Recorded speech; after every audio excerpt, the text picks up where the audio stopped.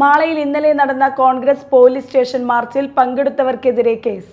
Block president NS Vijayan ഉൾപ്പെടെയുള്ള കണ്ടാലറിയുന്ന 70ഓളം പേർക്കെതിരെയാണ് കേസെടുത്തിരിക്കുന്നത്. IPC വകുപ്പുകളിലെ 143, 147, 283, 149 എന്നീ വകുപ്പുകൾ പ്രകാരമാണ് case.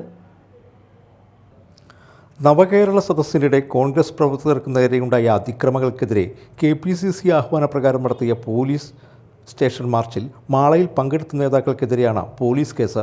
Block Congress president NS Vijayan ഉൾപ്പെടെയുള്ള കണ്ടാലറിയുന്ന 70ഓളം പേർക്കെതിരെയാണ് കേസ്. മാളയിലെ തന്നെ പ്രമുഖ നേതാക്കളായ DCC general secretary AA Ashraf, VA Abdul Kareem, KK Ravi Namboothiri, Nirmal C Pathadan, Ouseppachan, Sunny Koottala, Sajan Kudiyan, Daisy Thomas, Vakkachan Nambookkan, Sabu Kaitharan, Thilakan, Joshy Kanjuthara, Soyi Kolenchery, Tessy Titus, Annie, Shirley, Jolly Sajeev, Silvy Xavier, PD Jose, Soman Madavana, PK Siddique, Santhosh Athappally, Shobhana Gokulnath എന്നീ നേതാക്കളും മറ്റു പ്രവർത്തകരും കേസിൽ പ്രതികളാണ്.